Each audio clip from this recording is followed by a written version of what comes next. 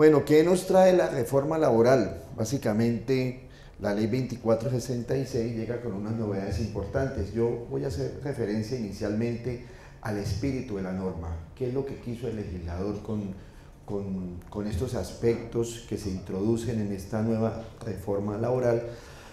No sin antes hacer la aclaración que toda reforma laboral trae, digamos, un componente que puede satisfacer a unos sectores, pero también puede generar una inconformidad en otros.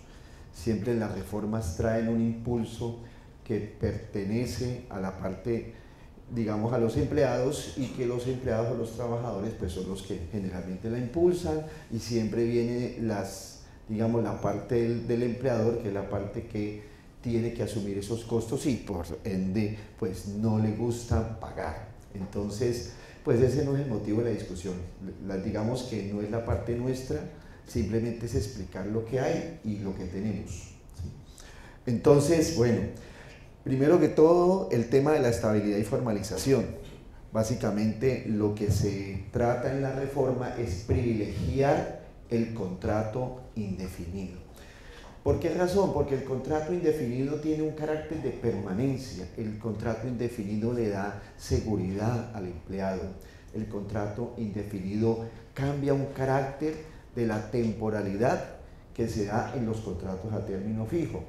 Entonces, no podemos seguir un empleado 20 años con un contrato a término fijo, pensando que lleva mucho tiempo, pero a pesar del tiempo no tiene la seguridad, no tiene la tranquilidad de que va a permanecer en el tiempo y que va a continuar en la empresa. Entonces, 20 años con un contrato a término fijo, pues la verdad es que no se compadece con lo que realmente está aportando con ese, digamos, con esa permanencia. Si lleva 20 años en la empresa, pues debe ser bueno, ¿creen? Entonces, bajo esa premisa, bajo ese concepto de que el contrato indefinido le da mayor seguridad al trabajador, se privilegia el contrato indefinido.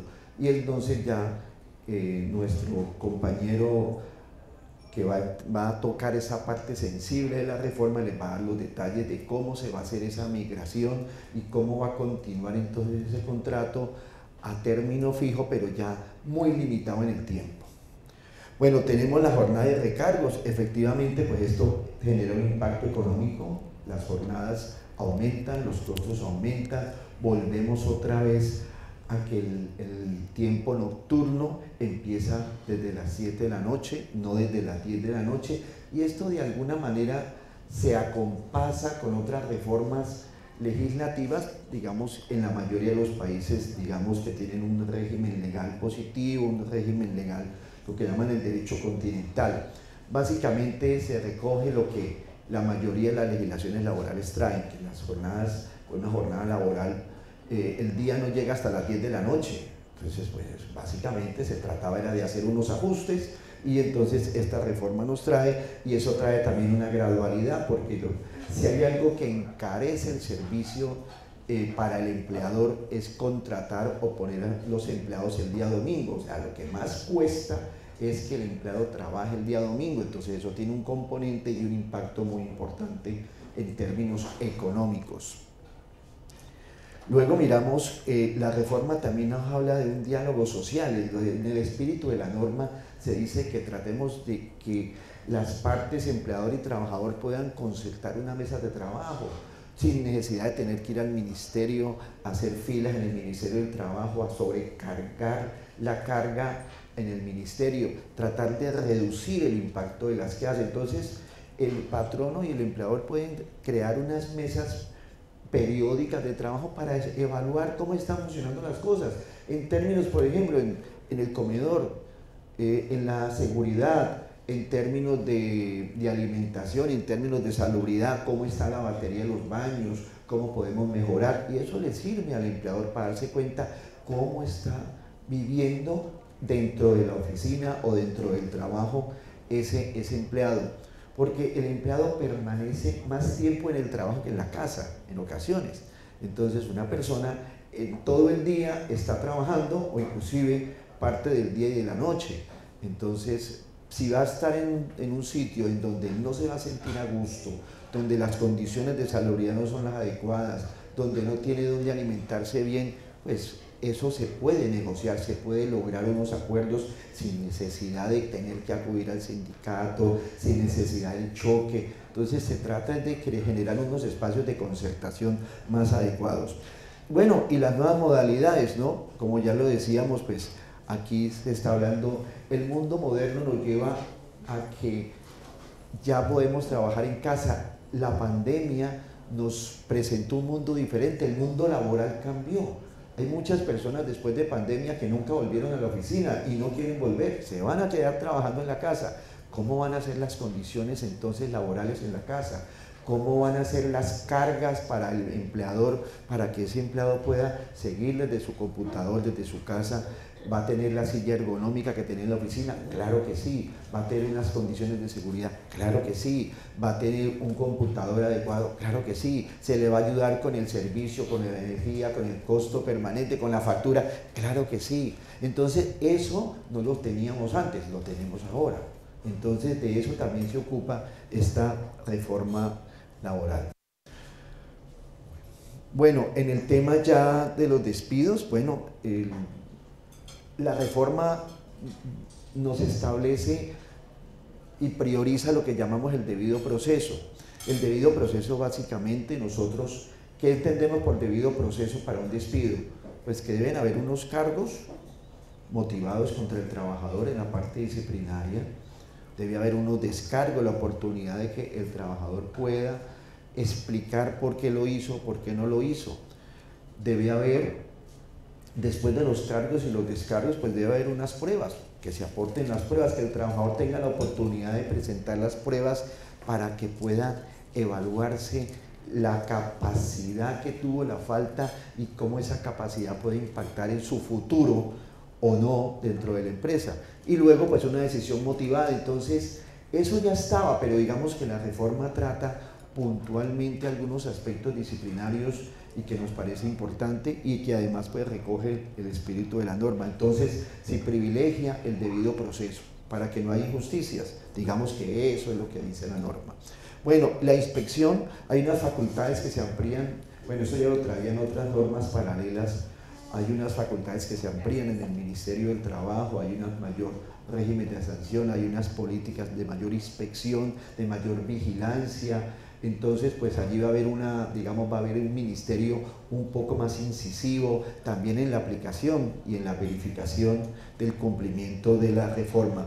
La transición, bueno, los cronogramas para nuevos recargos y las jornadas, pues va a tener una gradualidad, eso es importante que lo sepan. El trabajo más costoso es el trabajo dominical.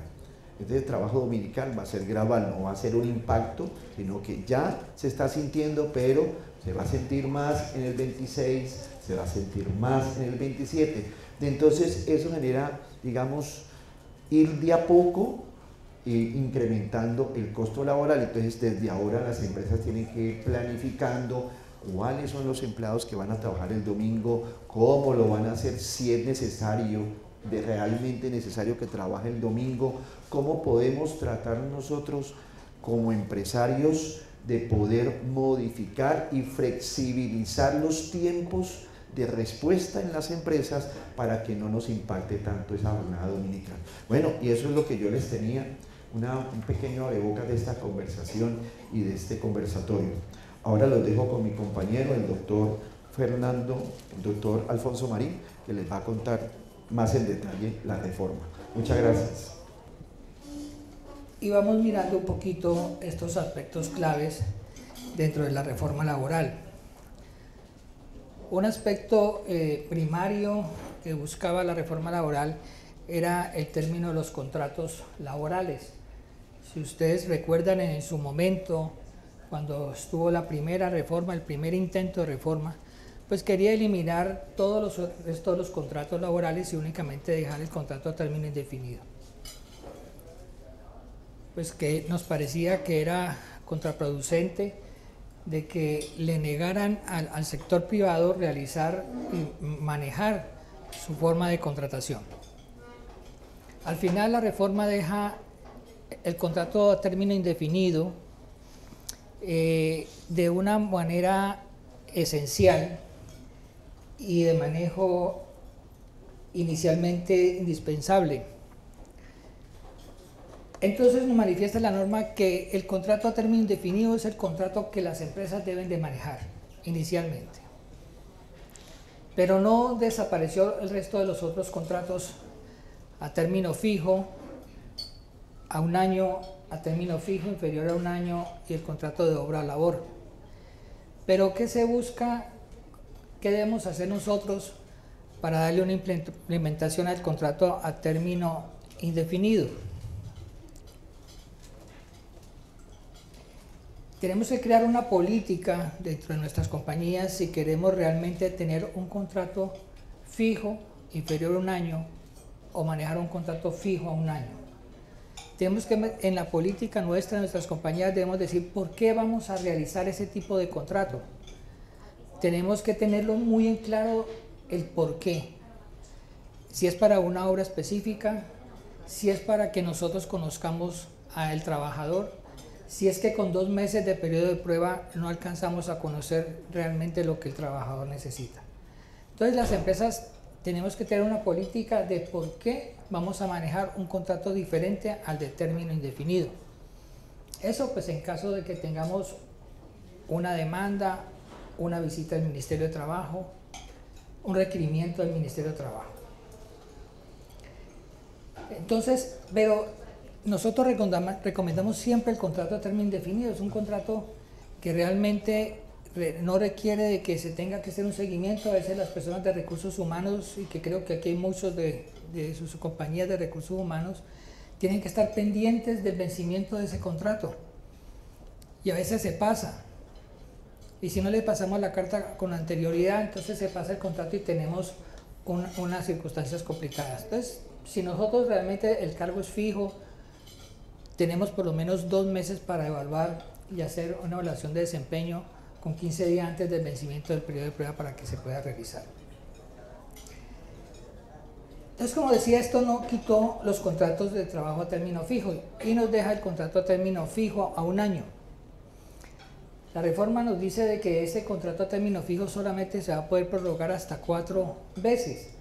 Ya lo decía el doctor Nelson ahora. Hay empresas que tenían contratos fijos 5 años, 10 años y simplemente con pasarle 30 días la carta al trabajador diciéndole que no se le iba a renovar, el trabajador simplemente se iba sin ningún tema de indemnización. Esta reforma laboral trae muchísimas jurisprudencia de que la jurisprudencia hace de que ese contrato a término fijo, por mucho tiempo el empleador tenía que probar por qué realmente lo canceló. Entonces, realmente podemos ver de que solamente a partir del 4.º año inmediatamente se convierte a término indefinido. ¿Cuándo empieza a operar? Entonces empieza a operar a partir del 23 de junio de 2025. Entonces nosotros vamos a contar nuestros contratos fijos. Si ustedes tienen contratos fijos a un año, pueden empezar a contarlos a partir del 23 de junio para el vencimiento de los 4 años. Hasta ahí todo claro, dejamos de pronto las preguntas para el final. Luego viene ese contrato a término fijo inferior a un año. Y este contrato fijo inferior a un año tuvo un cambio de que ese contrato a término fijo inferior a un año podemos manejarlo desde la prórroga automática y la prórroga pactada. Y tenemos que tener la diferencia entre los dos porque la reforma maneja 2 términos. Yo puedo decir que tengo una prórroga automática cuando el contrato de trabajo a término fijo inferior a un año lo manejamos por 3 meses, 4 meses, podemos manejarlo hasta los 12 meses, pero lógicamente ya sería un año. Entonces digamos que automáticamente el contrato se prorroga si yo no le informo al trabajador con 30 días antes nuestro deseo de no querer prorrogarlo. Y tenemos 3 prórrogas de ese contrato y a partir de la 4ª prórroga el contrato se va a convertir a un año. Y después de la 4ª prórroga de ese año volvemos y contamos a partir del inicio del contrato. No podemos contar los 4 años a partir de cuando se convirtió a término a un año, sino que tenemos que volver al inicio del contrato para poder contar los 4 años. Y nos da otra modalidad de contrato a término indefinido, que es el contrato con la prórroga pactada. Entonces nos amplía a nosotros la posibilidad. Anteriormente solamente nosotros podíamos prorrogar ese contrato por un término inferior al inicialmente pactado. Ahora ya nos dice de que nosotros podemos pactar esa segunda prórroga o esa tercera prórroga por un término que nosotros deseamos, siempre y cuando lo pasemos con 30 días de anterioridad. Y si el contrato tiene una prórroga pactada, entonces ya cambia y ya nos dice que a partir de la cuarta prórroga, a partir de la quinta prórroga ya se vuelve contrato a término fijo 1 año. Entonces vemos la diferencia entre los dos, que para el que tenemos el de prórroga automática a partir de la tercera y aquí a partir de la cuarta, disculpen, a partir de la cuarta prórroga. Pero siempre y cuando varíen los tiempos, tenemos ese contrato a término fijo.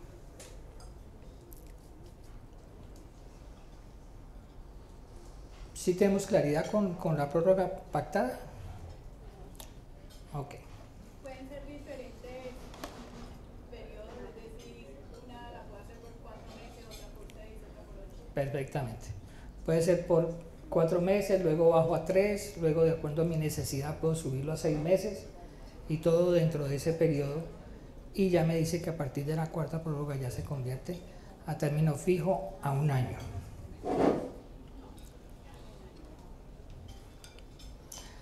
Hablemos del contrato de obra o labor. Este contrato es un contrato muy específico, que regularmente algunas compañías lo manejan, otras no, pero que cuando uno maneja este contrato de obra o labor tiene que ser muy específico en realizar realmente y especificar la obra por la cual se está contratando. Entonces les voy a colocar un ejemplo. Yo voy a realizar dentro de mi compañía, hicimos un contrato con Pepito Pérez y él requiere de que yo voy a colocar in-house, por ejemplo, una persona que va a manejar el ingreso del personal o una actividad específica en ese contrato que yo tengo con mi cliente. Yo puedo manejar ese contrato por obra o labor, pero tengo que amarrar el objeto del contrato específicamente al contrato de mi cliente, porque está basado que si el contrato con mi cliente se termina automáticamente el contrato de obra o labor con mi trabajador. Entonces tiene que quedar muy bien especificado dentro del objeto del contrato por qué estoy realizando este contrato de obra o labor. Y la reforma nos dice que cualquier error en cualquiera de los tipos de contratos se va a entender que es un contrato a término indefinido. Entonces, por ejemplo, si yo prorrogo una cuarta vez un contrato a término fijo inferior a 1 año, ya se entiende, si yo realizo una cuarta prórroga, ya se entiende de que es un contrato a término indefinido porque no hice las cosas correctamente. Lo mismo pasa con el contrato de labor u obra. Si no se hace correctamente, se va a entender que es un contrato a término indefinido. Todos los contratos de labor u obra tienen que ser muy específicos. Y adicionalmente, nosotros recomendamos de que el contrato de aprendizaje, que ahorita vamos a mirar el tema de aprendizaje, también se haga por un contrato de labor u obra, que ese contrato especial de aprendizaje que ahora se convirtió en un contrato laboral, también las compañías lo manejamos como un contrato de labor u obra.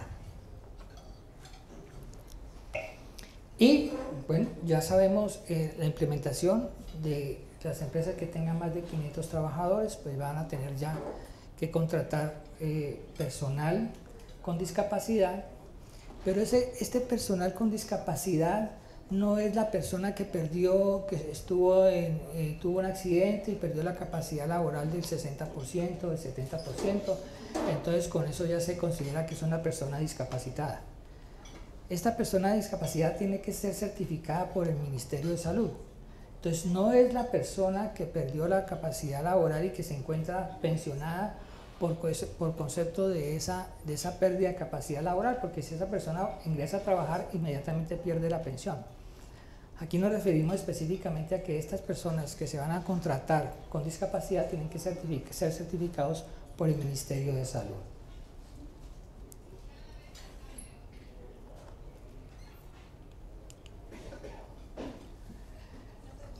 Señora.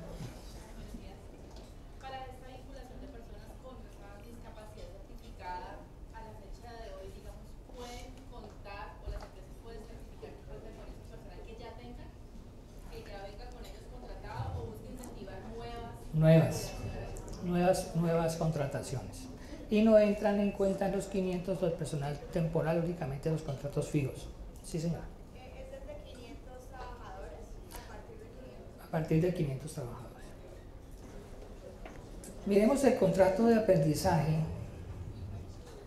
que nos cambió las formas del contrato, y ahí es donde nosotros a veces nos preocupamos un poco de entender qué fue lo que realmente hizo el gobierno, que para mí, muy personalmente les digo, les hizo un daño a las personas de aprendizaje.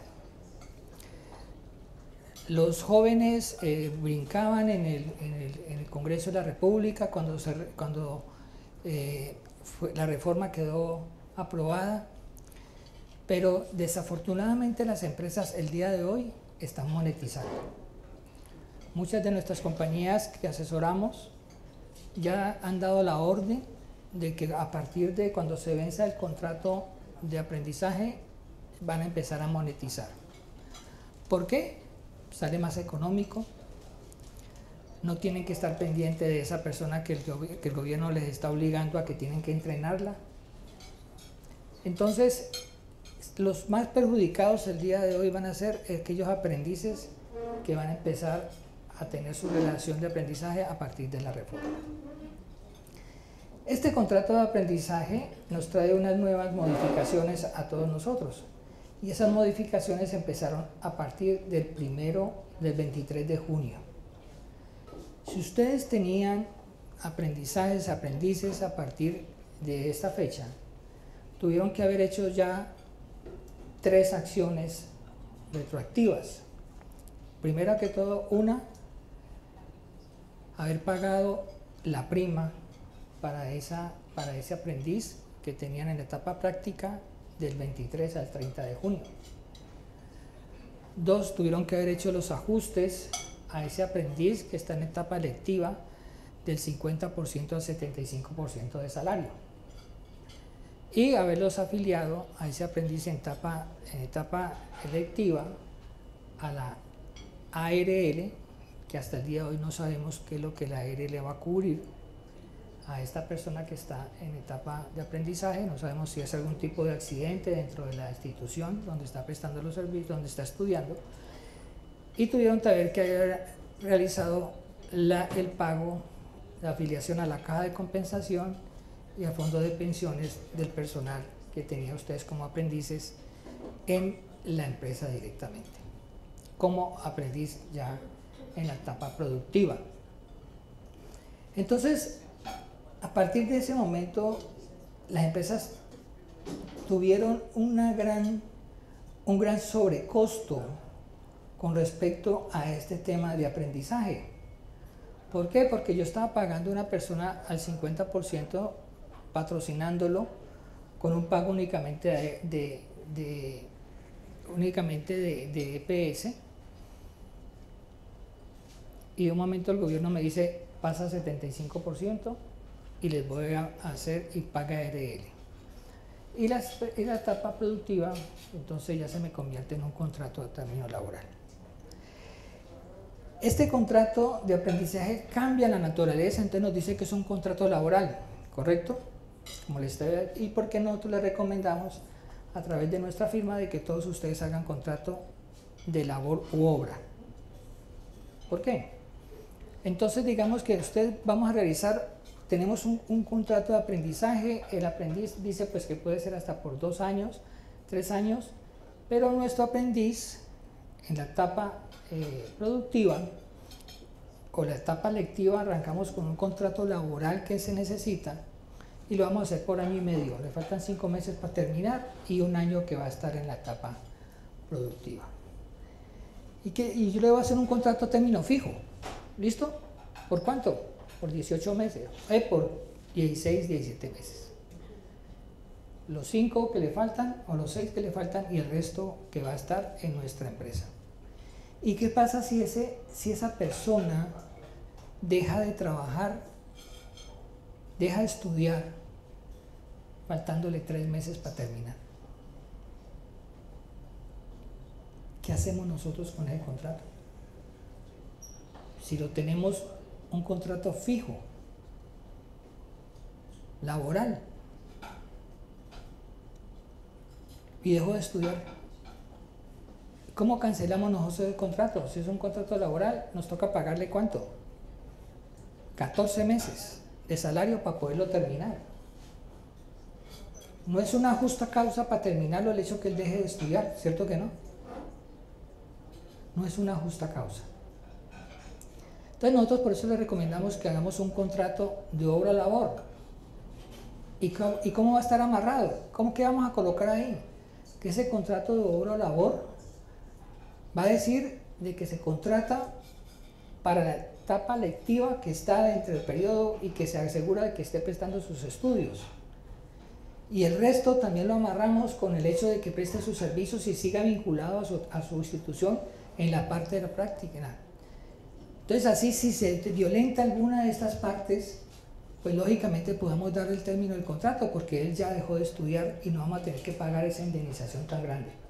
Entonces es un contrato especial que sabemos, pero podemos darle la modalidad de contrato de obra-labor. Adicionalmente, me devuelvo un poquito el contrato de obra-labor. En el caso que ustedes tengan contrato de obra-labor y ese contrato termine, la empresa dice de que la forma de cancelar el contrato es por terminó la obra y que inmediatamente se puede hacer un contrato de obra para otra actividad que nosotros requiramos. Nuestra recomendación es siempre cancelen ese contrato, liquídenlo, paguen sus prestaciones sociales y hagan un contrato nuevo. No le hagan un otro sí a ese contrato, sino que dejen ese último contrato nuevo con prestaciones ya pagadas y con el objeto nuevo que ustedes están manejando. Entonces, ¿qué pasó? Miremos ese contrato de aprendizaje.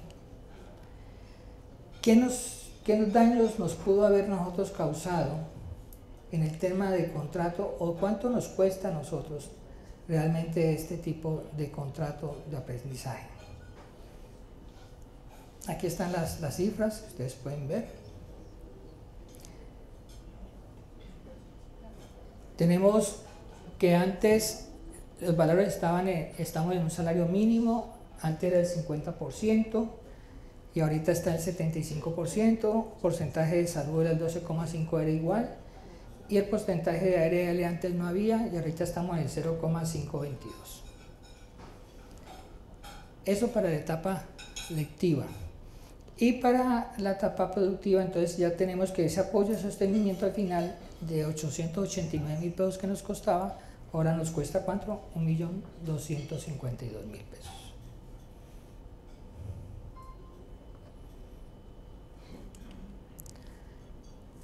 Ahora miremos el caso de un aprendiz en la etapa productiva.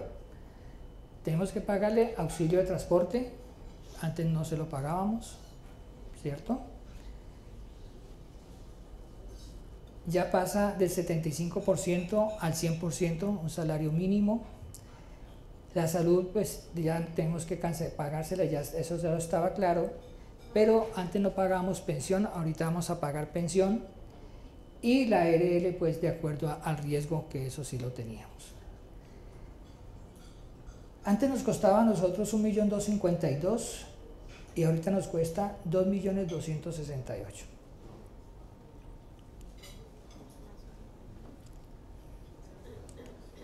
Y aquí tenemos la diferencia de la reforma a 6 meses y a 12 meses. Nos da un porcentaje altísimo. Y la ley nos dice de que podemos monetizar por un salario y medio. Entonces, por eso las compañías han tomado la decisión decisión de monetizar.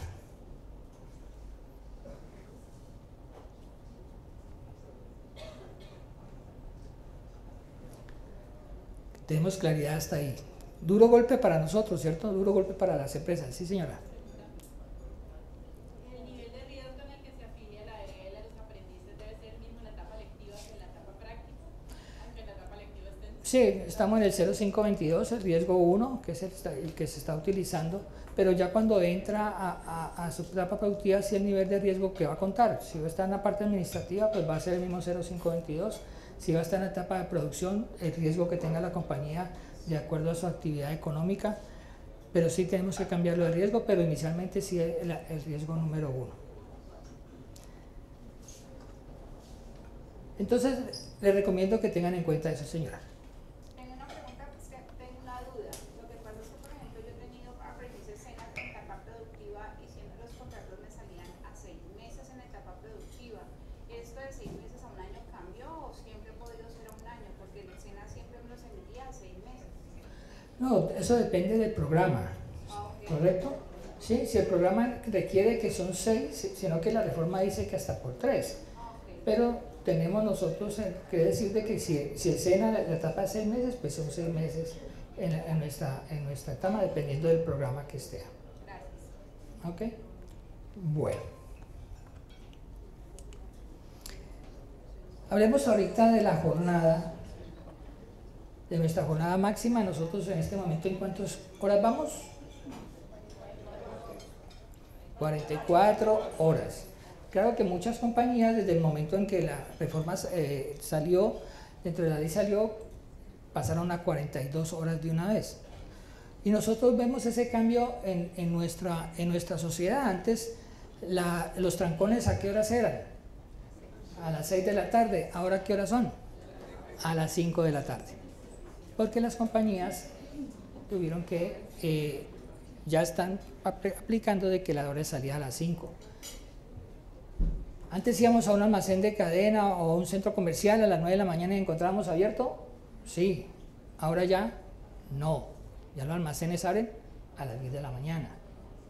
Entonces todo ha tenido que irse acomodando a esta jornada laboral, que actualmente estamos en 44 horas, y la que nuestra nueva reforma pues nos dio algo muy interesante, y es que nosotros podemos tener la jornada flexible.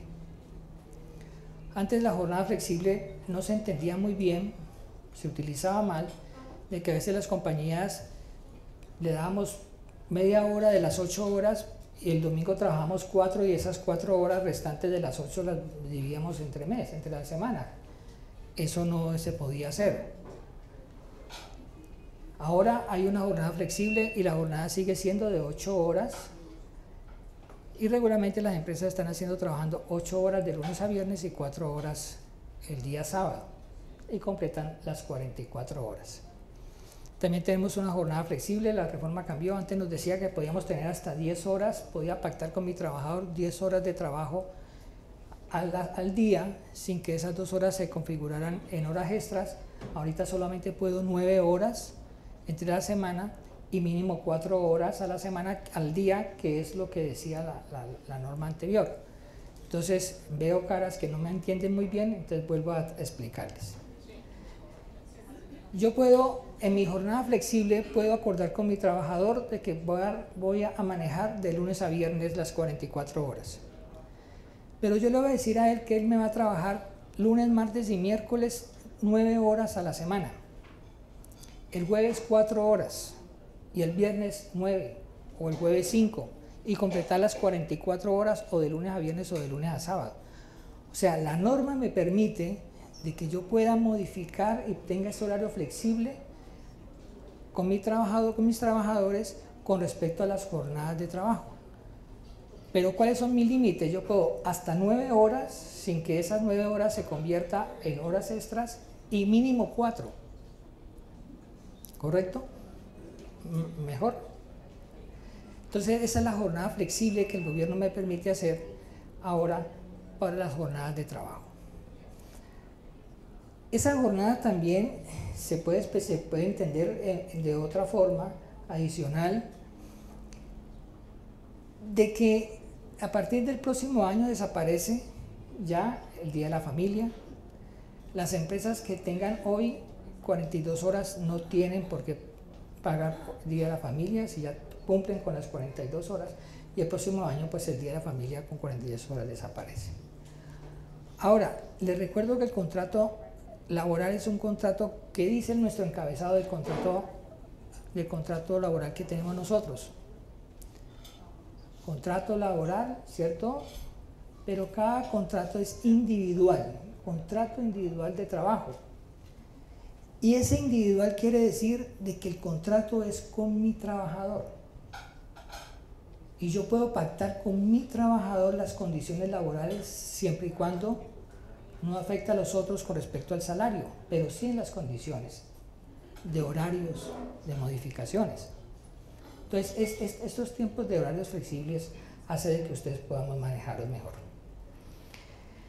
Tenemos turnos dominicales y festivos. La norma cambia y nos dice de que yo puedo tener con los trabajadores, puedo pactar de que el día de descanso sea un día a la semana. O sea, ya no habla del dominical, sino hablamos de un día de descanso.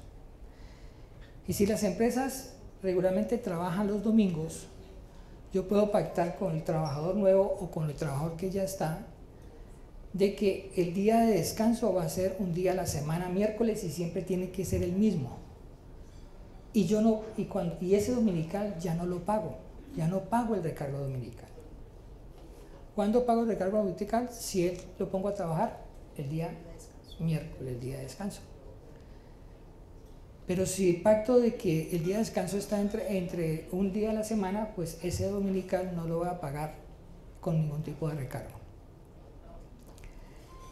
Eso es un beneficio pues para muchas empresas que regularmente les toca trabajar los domingos, restaurantes y empresas que necesitan y pactan con el trabajador un día de descanso. Si es variable, no se puede pactar. También decimos de que a partir de iniciar del 1 de julio empezamos a pagar a como el 80% de los dominicales, al 1.80 cuando no compensamos en la semana y al 0.80 cuando nosotros compensamos con algún tipo de semana. Próximo año sube a 90%, 1 de julio, y en el 2027 ya queda en el 100%. El recargo nocturno, nos preparamos a partir de cuando empiece la feria de Cali, pasa a 7 de la noche. Entonces nos recibió bueno para los trabajadores que trabajan de noche a partir del 25 de diciembre en plena feria, y a los empleadores un recargo nocturno que ya no arranca a las 9 de la noche sino a las 7 de la noche. Próximo 25 de diciembre. Y las horas extras también trae un cambio. Todos nosotros sabemos que tenemos hasta 2 horas de horas extras para poder diarias que están autorizadas por el gobierno. 2 horas extras máximas que puede trabajar y 12 a la semana. Pero ¿qué pasa con esas horas extras? De que el ministerio, la ley eliminó ese permiso que nosotros teníamos que tramitar ante el Ministerio de Trabajo para trabajar horas extras, que el ministerio lo daba por 2 años. Ahora ya no es necesario que lo tengamos, pero sí nos pide a nosotros que tenemos que tener un registro de horas extras. Ese libro de registro de horas extras tiene que decir el nombre del trabajador, la cédula, el cargo, tiene que manifestar cuáles son la actividad para la cual se solicitó que trabajara la hora extra. Se tiene que llevar ese registro. ¿Qué es lo que busca la norma con esto? Dentro de los procesos laborales, lo más difícil de probar son las horas extras. Eso es lo más difícil de probar. Entonces, el legislador buscaba con esto es que quede ese registro en la empresa y le quede muy fácil al trabajador pedir su certificación, de que le quede muy fácil al juez pedirle a la empresa que le envíe la relación de horas extras, y de que el Ministerio de Trabajo, que contrató 1000 inspectores a nivel nacional, puedan venir y hacernos la investigación en nuestras compañías y que ese registro de horas extras se esté realmente llevando. Entonces les recomiendo de que realmente lo tengan, que lo cuiden, que lo guarden, porque en el tiempo saben que tienen hasta 3 años para que el trabajador pueda hacer una reclamación, e inclusive el trabajador le puede manifestar a ustedes que cada 15 días le den la certificación de sus horas extras, y tenemos que dárselas. ¿Por qué no podemos pasarnos de 2 horas? Como decía el doctor Nelson, esta reforma laboral pues busca tener un nuevo incentivo para los trabajadores y quiere adicionalmente de que existan nuevos puestos de trabajo. Por eso se redujo las 42 horas, por eso tenemos de que hay empresas que tienen trabajo continuo que realmente tienen que contratar nuevo personal. Pero lo que busca es eso, y nosotros no podemos cargarle a las compañías más de 2 horas por la sanción. ¿Quiénes están exentas? Pues las empresas de vigilancia, ya lo sabemos, y están exentos las empresas de salud. Dice ahí, aunque hay un error en la norma, porque las empresas de salud no están reglamentadas para que realmente tengan, pero todas lo estaban haciendo, todo sigue funcionando común y corriente. Entonces, con respecto a las horas extras, recargos nocturnos, todo lo que nosotros llevemos nuestro registro de esas horas extras, y recuerden de que coloquen el porqué del trabajo.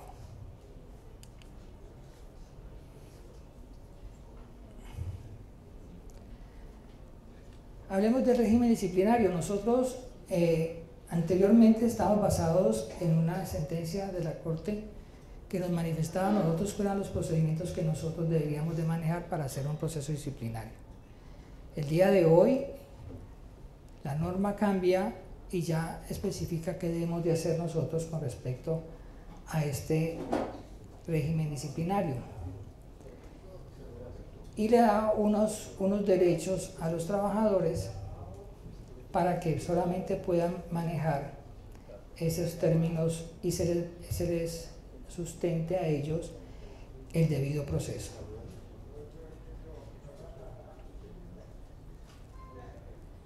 ¿Qué se busca? La dignidad del trabajador, la presunción de inocencia, el indubio pro reo disciplinario, la proporcionalidad, el derecho a la defensa, la contratación y controvertir las pruebas, imparcialidad, respeto al buen nombre y la honra, y el non bis in idem, de no que se pueda sancionar a una persona 2 veces por el mismo hecho o por la misma causa. Entonces, ¿qué nos dijo a nosotros esta reforma? Nos dice que nosotros no podemos llamar a descargos con un tiempo menor de 5 días. De que en esa citación a descargos yo tengo que presentarles las causales o los hechos por los cuales los llamo a descargos, y en esos mismos descargos tengo que anexarle las pruebas que yo tengo y que quiero que se hagan valer en el proceso disciplinario. ¿Para qué? Para que el trabajador se prepare en esos 5 días y pueda controvertirlas y pueda preparar su defensa. Si en el transcurso de los 5 días yo encuentro nuevas pruebas, no puedo dejarlas para el día de los descargos. En el día de los descargos no puedo sacar nuevas pruebas, porque ya las pruebas les tocó enviárselas. Si tengo nuevas pruebas, tengo que cambiar la fecha de descargo y tengo que trasladárselas al trabajador también, fijando nuevos 5 días a partir de las fechas.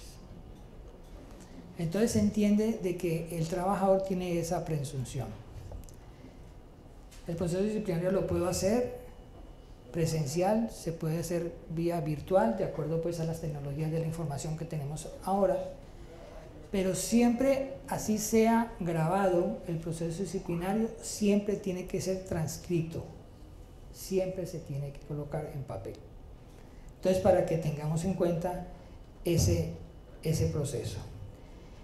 Y también les decimos de que en el reglamento interno de trabajo tiene que ir toda la forma en que vamos a realizar el proceso disciplinario, y también les recomendamos que coloquen también en ese reglamento interno de trabajo cuánto tiempo ustedes nos vamos a demorar en darle respuesta al proceso disciplinario.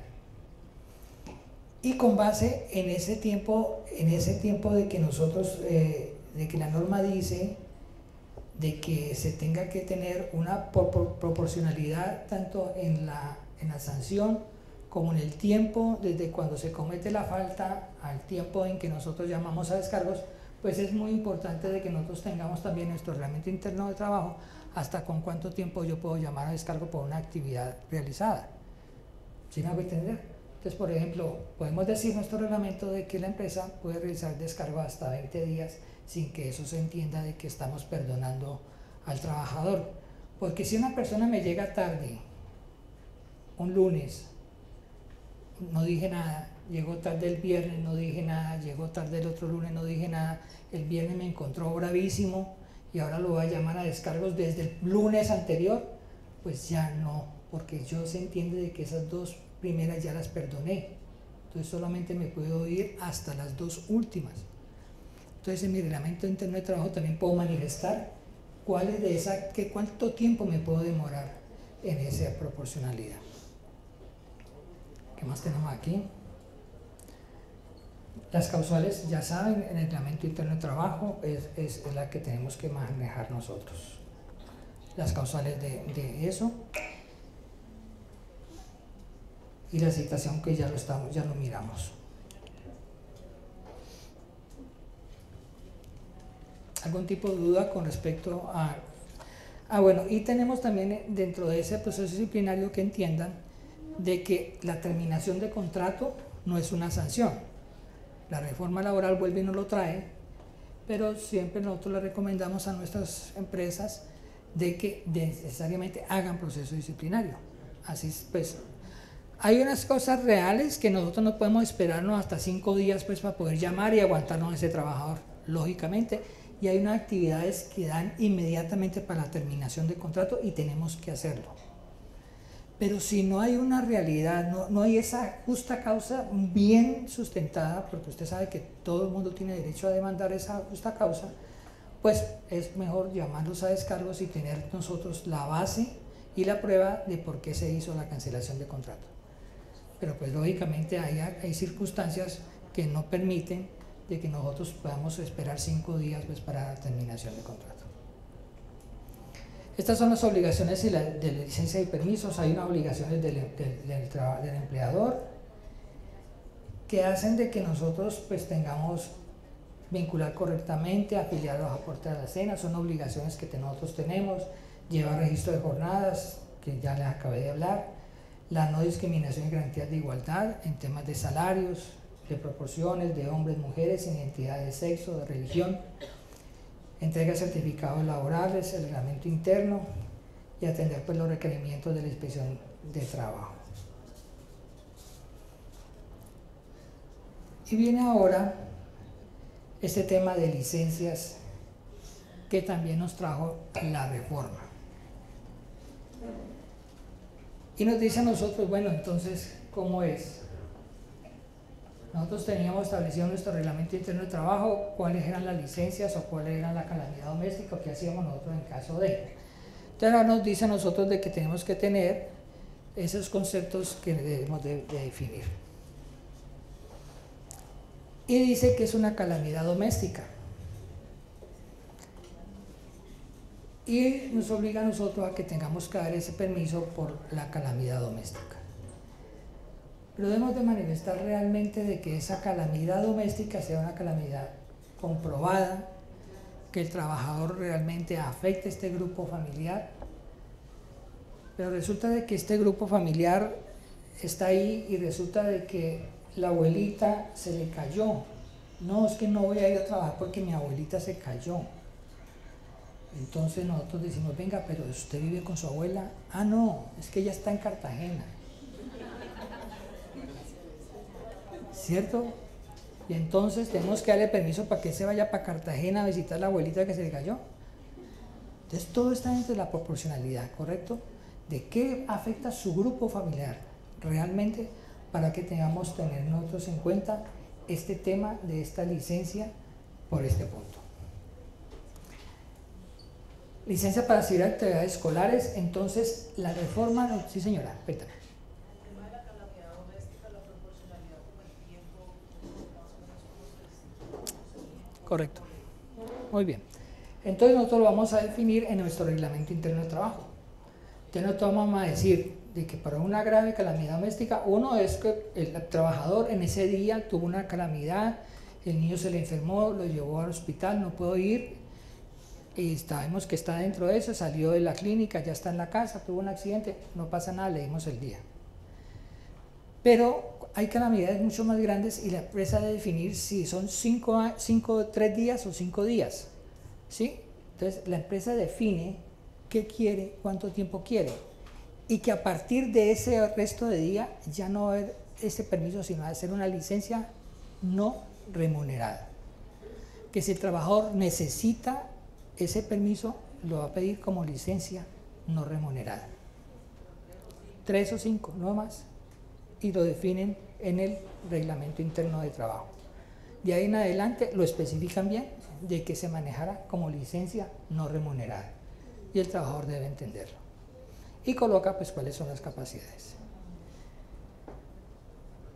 Lo mismo vamos para los permisos escolares, señora. Pero hay trabajadores a veces un poquito abusivos que reiteradamente entonces empiezan a faltar a causa de eso, y hasta cuándo pues la licencia no remunerada. También debe haber un tiempo específico para a partir de ahí ya hacer el proceso disciplinario. No hay. No hay. Pero yo, es que no es solamente que yo lo diga, es que yo tengo que probarlo, ¿sí? Que se me enfermó el niño, entonces ¿cuál es la prueba? Pues la certificación de la EPS que lo atendió, que ¿cierto? Que se inundó la casa, bueno, la lluvia que llegó, una foto, ¿sí? Pero que está deprimido porque se está divorciando de No, eso no tiene nada que ver. Si está deprimido, entonces que vaya a la EPS para que el psicólogo de la EPS lo incapacite. Eso no es una calamidad doméstica. Sí. Entonces tenemos que mirar cuál es la calamidad doméstica, pero realmente no. O sea, esto no es para que se dé un tema de alcahuetería, sino que nosotros realmente entendamos qué es lo que estamos manejando. Lo mismo vamos para el tema de los permisos para asistencia escolar. Entonces ahora los papás se nos van a pedir permiso para ir por las notas del niño, porque el niño le entrega notas cada 2 meses y yo voy a ir. No. La reforma dice que es la persona que aparece como compareciente en la institución, ¿sí? Entonces, si el papá no está en la institución, la obligación de nosotros es pedirle al trabajador que nos traiga la certificación de la institución, informando de que él es la persona encargada del niño, que es el que aparece como compareciente. De resto, no le vamos a dar permiso para las licencias de permiso para escolares. ¿Hasta ahí vamos claros? Entonces, el trabajador tiene la obligación de demostrarnos a nosotros de que él es la persona compareciente. Y las licencias para asistir a citas médicas. Entonces, pues eso ya lo hemos manejado, muchas compañías les daban permiso, pero ahora ¿qué pasa? Estas citas médicas únicamente están hablando de especialistas. Entonces, el trabajador tendrá que pedir con anterioridad el permiso. Las licencias con especialistas regularmente le dan con mucho tiempo de anterioridad, presentar su certificación de su cita médica. Entonces nosotros le vamos a decir, listo, tenés la cita a las 9 de la mañana, entonces usted tiene que estar aquí a las 11, a entrar a trabajar. ¿Eso lo podemos hacer? No podemos hacer. La norma no nos dice que nosotros le vamos a dar 1 hora, 2 horas, y ni siquiera podemos obligarlo a que vuelva el resto de la jornada laboral. Eso se lo digo aquí en confianza. Ellos no lo saben. Pero quiero que entiendan de que no lo puedo llamar a descargos si el señor se fue a cita médica a las 9 de la mañana y a las 2 no volvió. Porque la norma no dice, dele 4 horas, dele 3 horas, oblígalo a volver. No dice. Tengo que darle ¿qué? Un permiso no remunerado para asistir a su cita médica. Entonces nosotros podemos manifestarles al trabajador de que vaya a su cita médica, que por favor lo esperamos en el turno de las 2 de la tarde, que vaya, que haga su cita médica y por favor vuelva a trabajar a las 2 de la tarde. Pero no hay un tiempo establecido para nosotros con respecto al permiso para citas médicas. ¿Correcto? Y el tema pues de ingreso de animales, que la norma dice pues que podrá. Sí, señor. ¿Y no se puede hacer un acuerdo entre todos los trabajadores para definir un lapso de tiempo? Recuerdo que la norma laboral, por ahí tiene un articulito que dice que ningún acuerdo que se haga con los trabajadores, ya sean pactos colectivos o entre la misma convención, tendrá algún tipo de valedero, en la misma norma lo especifica. Entonces nosotros no podemos, porque la norma no lo dijo. Y como no lo dijo, entonces tenemos que darle el permiso, no dice por 3 horas o 4 horas o media jornada. Sí, señora. Se puede prestar para muchos abusos, porque el trabajador puede tener la cita médica a las 8 de la mañana. Entonces, como no le estoy diciendo que debe ser a las 10, a las 12 del día, entonces se toma todo el día libre. Por eso,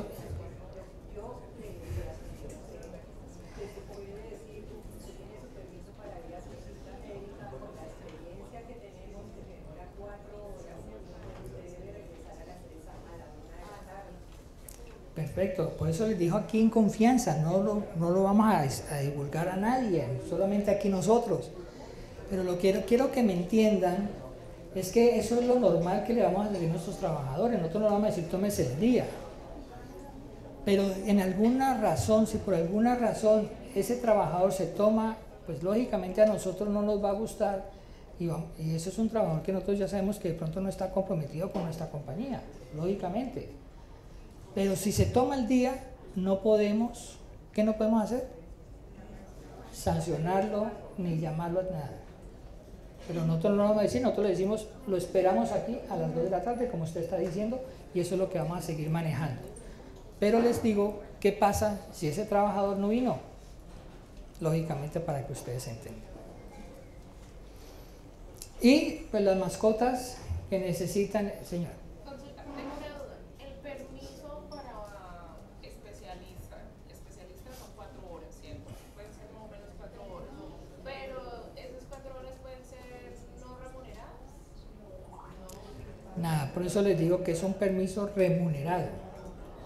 Es un permiso remunerado, es una licencia, es un permiso remunerado que yo doy al trabajador y que yo puedo decir que sí, que se tome 4 horas, que tiene la cita a las 8, que vaya, que venga, que tal, que esté aquí, que presente en la jornada del segundo turno, pero en caso de que el trabajador, y que a veces ya sabemos que ellos conocen más derecho que nosotros, se queda y no vuelve.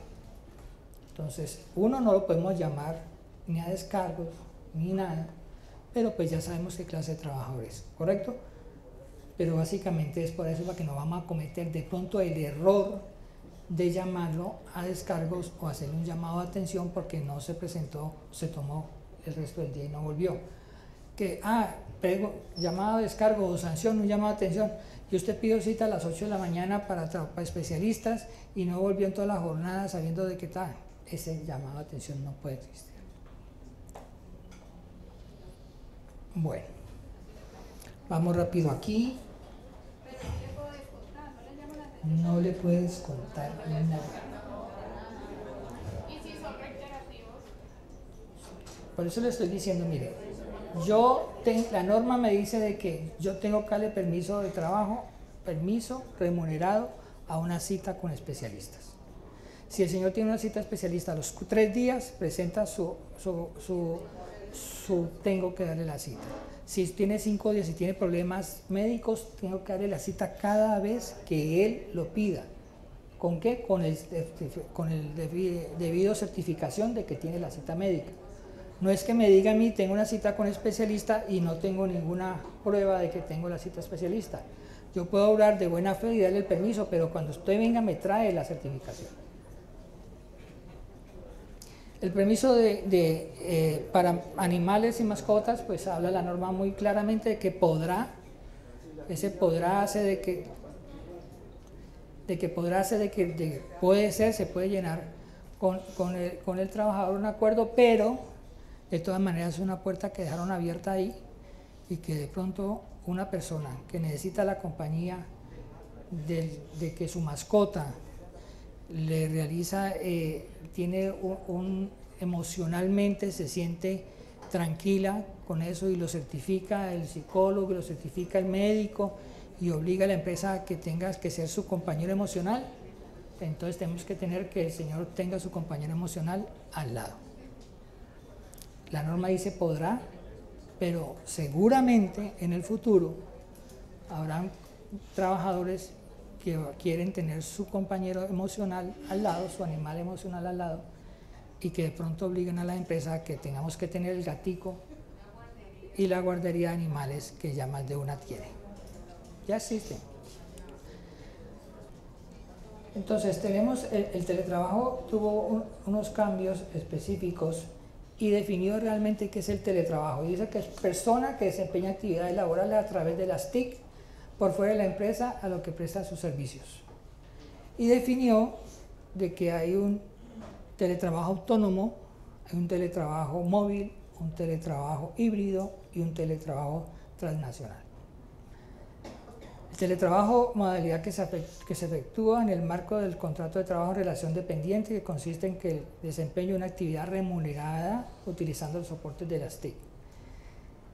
Si nosotros contratamos un teletrabajo puro, que el trabajador nunca conoce nuestra empresa, de que el contrato laboral lo firmaron inclusive virtualmente, de que le mandé los equipos a través de Servientregas o de cualquiera de estas, o lo llevó la CISO en el momento de que fue a hacerle la visita para las condiciones laborales, ese teletrabajo puro nunca puede obligar a que el trabajador vaya a prestar su servicio ni siquiera 5 minutos en la empresa, si él no lo quiere.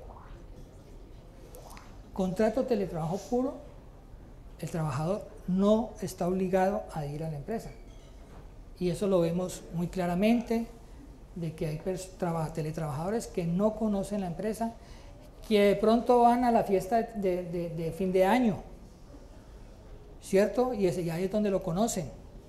Y eso. Entonces es el teletrabajo autónomo y que se puede manejar.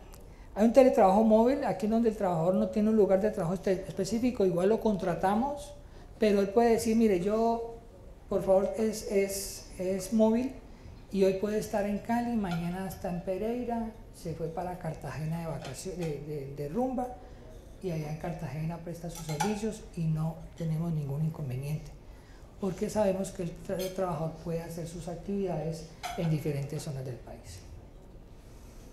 Tenemos un teletrabajo híbrido, aquel donde el trabajador labora mínimo 2 días de teletrabajo y 3 en la empresa, o 3 días en remoto y 2 días en la empresa. Nosotros especificamos qué días va a estar en la empresa, qué días va a trabajar en remoto, y tenemos que es un teletrabajo híbrido. Y el trabajo transnacional, que nosotros podemos contratar personal en España, en Estados Unidos. Entonces, ¿cómo funciona eso? Entonces, igual un contrato laboral, ¿a dónde lo vamos a afiliar? ¿A qué? ¿A nuestra ARL? Sí, y vamos a manifestar la ARL, que es un contrato transnacional, lo vamos a afiliar a la EPS y al Fondo de Pensiones en Colombia. Pero tenemos que asegurarle una póliza médica donde él se encuentre. Entonces, si él está en Miami, vamos a contratarlo, tenemos que asegurarle a él el pago de una póliza médica en caso de enfermedad en la ciudad donde preste sus servicios. Está la prevención del acoso, de violencia y acoso, violencia, acoso sexual. El gobierno ha sido muy claro desde que arrancó el gobierno Petro, el Ministerio de Trabajo inmediatamente contrató una serie de psicólogos, de personas de que hacían parte de LGTBIQ+, para tratar de que llegaran a nuestras compañías, y creo que más de uno recibimos en nuestros correos invitaciones del Ministerio de Trabajo a que participáramos en unos foros, en unas unas capacitaciones con respecto a esto, porque el gobierno tiene que ser incluyente. La nueva reforma laboral trae este tema del acoso, la prevención de violencia de acoso sexual, inclusive lo trasladó ya a que no solamente es empleador-trabajador, ya lo trabajó a que son nuestros proveedores, ya lo trasladó a que son nuestros clientes, y que tenemos que tener mucho cuidado con el manejo del acoso sexual y tenemos que manifestar dentro de nuestro reglamento de trabajo que son acoso sexual. Entonces les voy a poner un ejemplo que yo soy muy exagerado y a veces las personas dicen que no. Resulta de que en nuestro lugar de trabajo yo soy el jefe, tengo la auxiliar, y en la mañana, un día en la mañana, siempre la saludo, siempre estoy bien ahí, y un día en la mañana llego y le digo a ella, Pepita, ¿cómo estás? Y hago esto. Entonces, ¿ustedes creen que eso es acoso sexual? ¿No? No, es acoso sexual.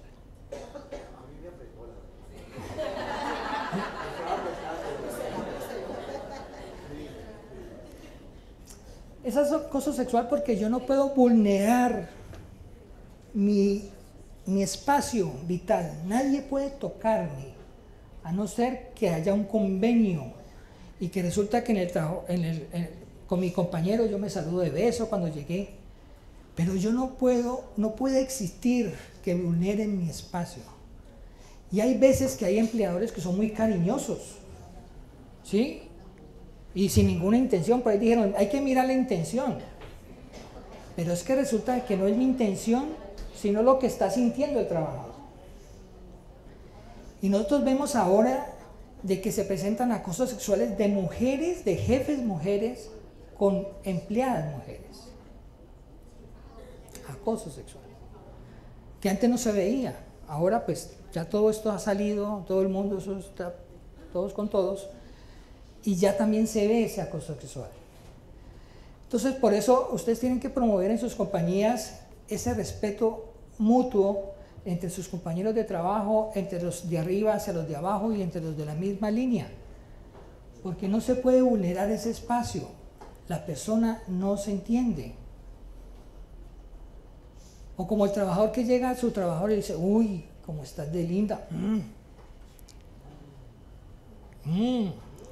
Acoso sexual, que muy diferente es que le diga, hola, ¿cómo estás de bonita? ¿Cómo te queda de bien ese vestido? ¿Cierto? Todas estas cosas hacen que se pueda configurar un acoso sexual. No creemos, entendemos, pero ustedes tienen que definir ya una política de qué hacer en caso de una queja de acoso sexual. ¿Cómo lo van a definir? ¿Cómo lo van a manejar? Política de manejo de acoso sexual dentro de sus compañías. Señor. Y tenemos que entender de que pues se da tanto para los trabajadores, para los clientes y para nuestros proveedores. Señora. En este caso, según la nueva actualización del Comité de Convivencia Laboral, se maneja aparte del comité, ya el comité no lo va a... Correcto. Porque estamos hablando de acoso sexual, no acoso laboral, ¿sí? Entonces el acoso laboral sigue estando dentro de nosotros mismos, pero el acoso sexual se cambia en una política diferente, lo maneja recursos humanos y se maneja diferente. ¿Listo? Señor. Igual dentro del tema laboral, el tema de fotos y videos no consentidos también se configura como posible acoso. Sí, claro, lógicamente.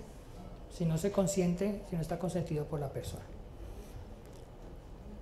Tengamos en cuenta este nuevo cambio de panorama en nuestras empresas. Les pongo esa exageración que les dije, pero realmente tenemos que entender de que la norma ha cambiado y que las circunstancias de las compañías cambian y que hay unos nuevos roles. Lo mismo tanto para el personal, para las personas que tienen una orientación sexual diferente, que regularmente a toda hora piensan que los estamos persiguiendo, o también un tema necesario de que se debe manejar. Y debemos de decirlo realmente qué es acoso sexual, qué no es acoso sexual, qué es el tema de de la parte laboral entre dos personas, debemos establecer nuestro reglamento interno de trabajo, señor. No era para solicitarle una precisión sobre la diferencia entre violencia y acoso. Violencia y acoso laboral. Ok, entonces el acoso laboral. Entonces, el acoso laboral es cuando el acoso laboral tiene que ser reiterativo, ¿sí? Entonces yo cojo a un trabajador mío y empiezo a decirle, ve, si vos no haces las cosas como te estoy diciendo, te echo. Ve, es que vos no servís para nada. Y empiezo reiterativamente, cada día que comete un error, a manifestarle esa falencia que él tiene de una manera grosera. Soy reiterativo y lo estoy acosando laboralmente. Pero si ese trabajador me cometió un error y digo yo, hermano, pero mire que, y me enojo porque cometió un gran error, lo regaño, eso no es un acoso laboral, porque es algo momentáneo y es una actividad de que estoy llamando la atención por un hecho y que en mi carácter pues me enojé, pero ni le eché la madre, ni lo humillé, simplemente hubo un enojo y un llamado de atención. Entonces es reiterativo el acoso laboral que se puede dar entre compañeros, entre trabajador y superior. Entonces tenemos al trabajador que tiene una discapacidad médica, que tiene un fuero, entonces hace lo que quiere y como supuestamente nadie me dice nada, entonces empieza a coger a su jefe y a decirle cosas y empieza a su jefe a hacerle reiterativamente acosarlo. Se puede dar perfectamente el acoso laboral. Y el acoso sexual es ya lo que nosotros estamos haciendo con respecto, que no tiene que ser reiterativo, es una primera vez. El acoso es una sola vez, yo no voy a decir, ay, que es un acoso en el tiempo, no, es algo que es una sola vez. Y se configura el acoso sexual. Bueno. Aquí están pues la prevención de la violencia, la tercerización. Tenemos de que la reforma nuevamente dice que podemos ser tercerizados, no hay ningún inconveniente con eso. Los trabajadores que podemos contratar trabajadores con contrato laboral para actividades que no sean de nuestra empresa, entonces podemos contratar en nuestras compañías con contrato de trabajo a una persona que nos va a pintar la empresa. ¿Podemos hacerlo? Claro que podemos hacerlo. No nos dedicamos a algo, pero podemos hacerle un contrato de obra o labor para que pinte la empresa con los niveles de riesgo y todo, y tiene todos los derechos de un trabajador común y corriente y su liquidación. Y también hace un énfasis a las empresas de servicios temporales y manifiesta de que ese contrato laboral solo puede ir de 6 meses prorrogable por otros 6, y que en caso de que contratemos una nueva temporal para ese mismo trabajador, pues se va a entender que es un contrato también definido directamente con la compañía, y la empresa temporal podrá ser sancionada hasta con la pérdida de su licencia y su permiso para trabajar como empresas temporales. Entonces, debemos de tener claro qué temporales vamos a utilizar, para qué los vamos a utilizar, y tener mucho cuidado de que así cambiemos de empresa temporal, la tercerización continúa y sigue siendo exactamente la misma. El rol de las autoridades, tengan mucho cuidado, créanme que estos 1000 inspectores están llamando a empresas grandes, pequeñas, hay veces que decimos, no solamente buscan las grandes, no, simplemente ellos miran allá y nos llega a nosotros la visita, tengan todo su sistema de gestión al día, tengan todo el tema de contratos laborales al día, tengan el pago de la seguridad social, lleven sus libros de vacaciones, tengan las políticas de desconexión laboral, tengan las activas, tengan reglamento interno de trabajo que tenemos 1 año para reformarlo. Seamos muy organizados, pues, porque en caso de que el Ministerio de Trabajo nos llegue, pues no vamos a tener ningún tema. Aquí hay 2 diferencias, mire. En el gobierno Duque, el ministro de Trabajo dio una orden para que tuviéramos empresarios un acompañamiento de parte del Ministerio de Trabajo y que pudiéramos subsanar los errores. un acompañamiento para subsanar. En el gobierno del presidente Petro, la orden es la sanción, la multa, no es un acompañamiento. Busca la sanción y la multa, que todos sabemos que son multas muy exageradas.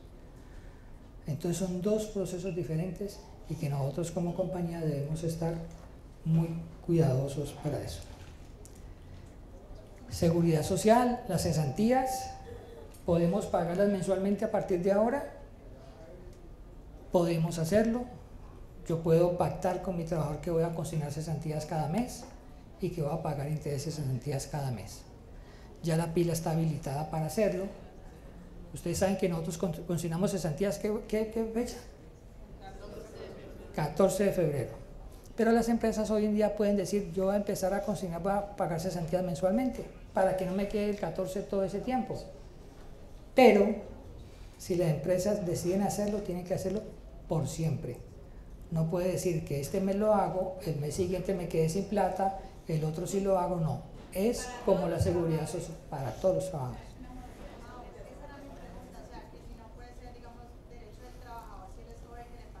No. Eso es una potestad del empleador. Ah, sí, ya, pero entonces no. Si usted lo empieza a hacer, tiene que seguirlo haciendo. Mensual siempre. Entonces, ¿por qué? Porque va a quedar en mora, porque cuando usted liquida la planilla pila, va a liquidar también cesantías. ¿Sí? Inmediatamente la pila le va a traer las cesantías. Entonces, es una manera de que las empresas pues quieran de pronto manejar su flujo de caja y tengan la posibilidad de músculo financiero para decir, yo me quiero quitar este problemita encima y pago cada mes las cesantías, las consigno, pero yo pienso de que de todas maneras los intereses de las cesantías toca pagarlos, entonces igual no estamos teniendo pues un beneficio, digámoslo así. Tener cuidado pues con las señoras del aseo, las personas de servicio doméstico para nuestras empresas. A veces nos asesoran, nuestros jefes nos dicen, tengo una persona de aseo, nos preguntan, sobre todo las áreas de recursos humanos, tengan en cuenta, es un contrato laboral común y corriente con el pago de todas las prestaciones sociales, y ahorita pues se hablan de que puedo pagar tiempo parcial a la seguridad social, como ya estaba establecido, la nueva norma lo trae, pero siempre tengan en cuenta de que eso tiene algo oculto, de que si ese trabajador se me incapacita, ¿quién paga la incapacidad? ¿Quién paga la incapacidad cuando yo pago parcialmente de seguridad social? El empleador. Y si estamos hablando de una incapacidad de que nuestra ayudante del aseo se la levantó una moto y le dieron incapacidad por un mes, 2 meses, 3 meses, 4 meses, 5 meses, 6 meses, tenemos que pagar el empleador la proporción que le pagaba a ella. Si pagamos 2 veces a la semana, pues esa va a ser la incapacidad que le vamos a pagar a ella hasta que llegue los 6 meses y ya la coja el fondo de pensiones, más el pago de la seguridad social que seguimos pagando. Entonces a eso es algún riesgo que tenemos nosotros que mirar en su momento.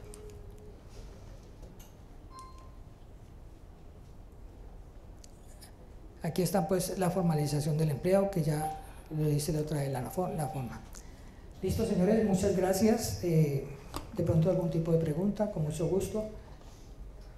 Bueno, dime. La desconexión laboral, aparte pues, de ser para trabajo remoto, ¿debe existir política también de desconexión laboral para el trabajo normal presencial?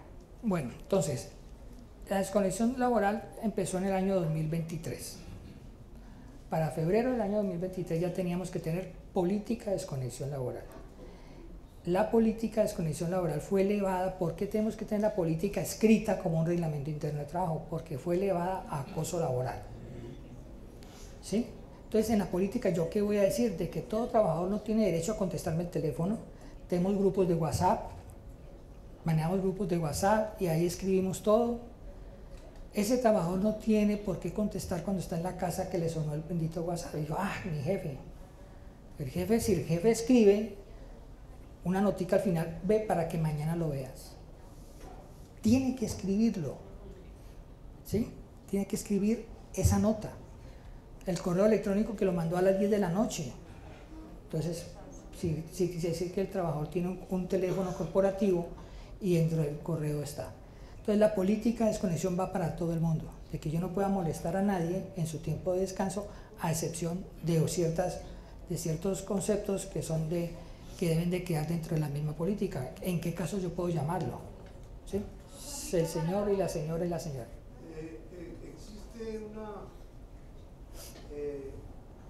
política ya para prevenir el acoso sexual dentro de lo que se prometió que sería el plan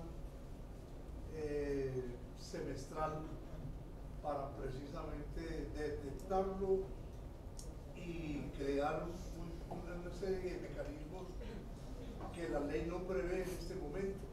¿Ya ha salido algo al respecto? No, eso es básicamente la empresa. Nosotros creamos la política, nosotros creamos, por ejemplo, dentro de nuestro rol de acoso sexual, vamos a manifestar ese hecho. Le vamos a decir a todos los trabajadores, mire, aquí está prohibido, 1, tener relaciones sentimentales, 2, está prohibido ese contacto físico entre trabajadores, ¿sí? Ya si todo el mundo tiene conocimiento de nuestra política de acoso sexual y lo hacen, pues entendemos de que no hay acoso, porque lo están permitiendo entre ellos. Pero si esa es nuestra política, nos estamos variando, entonces es una política que debe saber. Allá. ¿El permiso de las citas de los especialistas aplica tanto para el trabajador como para los beneficiarios que tengan inscritos en la... No, ¿O solo es para el trabajador? es para el trabajador. Sí, quería preguntarle, por ejemplo, cuando sacan los tiquetes de vuelos que tienen que hacer el check-in y toda esa parte, es que tuvo un caso de una persona que estaba viajando, era un domingo, la persona pues con su celular personal se usa para su plata, pero el corporativo lo dejó en la organización, entonces no la pudieron contactar. Entonces allí en ese caso, bueno, surgió un conflicto bastante grande, le dijo a la persona que era una irresponsable por no llevarse el celular, ¿sí? Entonces allí sería poner esos casos en algo que usted puso ahora, en qué caso la persona se tenga que llevar el celular el fin de semana, cada que el gerente directivo huele, Eso está muy... porque es que es muy complejo. Claro que sí. Entonces le voy a decir, para que usted se dé cuenta. Si usted obliga a su trabajador que tenga el celular prendido un domingo, tiene que pagar el domingo. Así nunca lo llame, porque lo estamos obligando a que tenga disponibilidad. Y si yo le digo a mi trabajador, usted tiene que tener el celular prendido el domingo, tengo que pagárselo.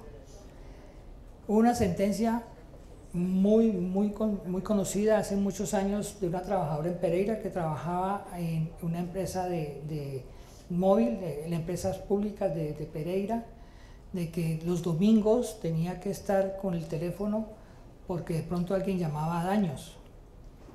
Y ella nunca estaba disponible, pero casi nunca contestaba el teléfono y la empresa no le pagaba. Hubo una demanda, subió todo, ella estuvo con esa empresa unos 5 o 6 años. La demanda en primera instancia ganó y esto subió a casación y esta persona se ganó 800 millones de pesos por domingos no cancelados. Y entonces usted dice, ¿cómo 800? Pero entonces tenemos que entender de que como no liquidaron las prestaciones sociales como debía forma, entonces quedó en la moratoria de las cesantías y eso empieza a sumar y empieza a sumar. Si yo le digo a un trabajador, tienes que estar disponible, tengo que pagarle.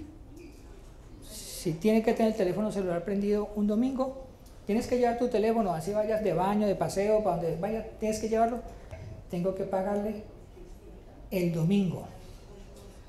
Pero si el trabajador es de manejo y confianza, ¿le pago? No le pago porque es de manejo y confianza.